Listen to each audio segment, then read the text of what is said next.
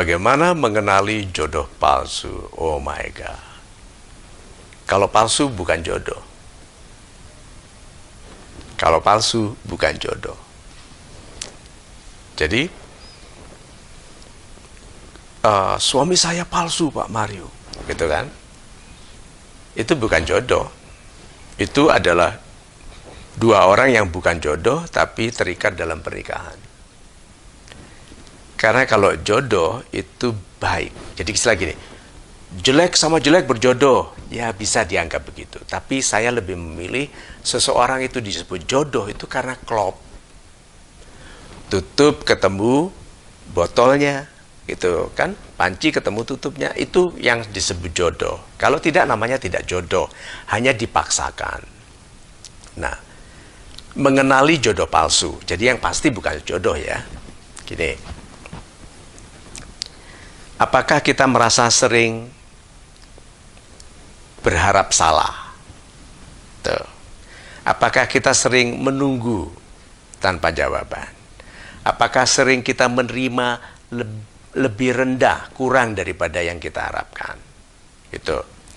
Atau apakah kita sering diminta menerima sesuatu yang kurang, yang tidak baik? Nah, dalam pernikahan itu ada satu sisi yang sering diminta bukan mengalah, tetapi menerima saja. Gitu. Nah, di dalam penerimaannya itu ada perasaan diperlakukan tidak adil, perasaan tidak fair, ya, perasaan tidak damai, tidak bahagia. Nah, kalau itu sering berlanjut, itu yang disebut manipulative relationship. Itu yang disebut hubungan manipulatif. Jadi yang satu mengambil keuntungan dari yang lain. Karena orang yang disebut palsu, itu pasti tidak aslinya untuk keuntungannya. Jadi kalau saya ini palsu, saya ini tidak aslinya. Supaya di dalam ketidakaslian saya mengambil keuntungan. Nah, jadi jodoh atau pasangan atau kekasih yang manipulatif itu aslinya tidak demikian. Aslinya mungkin kasar tapi dia kelihatan lembut. Aslinya sebetulnya dia suka sekali mengambil uang dari orang lain, tapi kelihatannya sih banyak memberi kepada kita.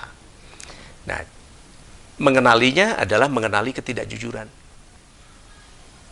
Paling sederhana dari awal mengenali ketidakjujuran, dan ketidakjujuran itu selalu berbentuk inkonsistensi, tidak konsistennya. Contohnya saja, orang mengatakan gini,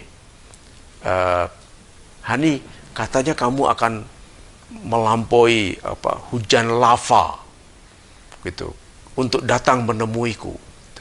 Kenapa kemarin tidak datang? Dia bilang gerimis gitu. Kan tidak konsisten, dia hujan lava, dia mau tembus tapi gerimis.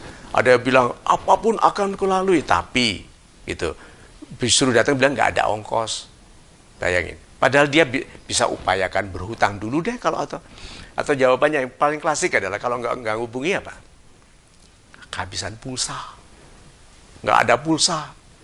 Kalau betul-betul dia cinta, dia itu akan tanya kepada orang. Katakan jadi pergi ke toko, telepon saya kok nggak jalan. Operator Anda apa? Oh sama.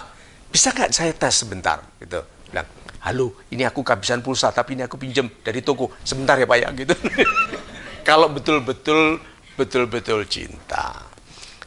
Nah, jadi dari awal jangan teruskan hubungan yang terasa ada kepinjangan dalam kejujuran. Karena kita tidak mau menikah dengan orang yang setiap hari kita jaga-jaga. Ada tahu jaga-jaga. Ini bakal ditipu nggak? Ini bakal benar nggak? Begitu.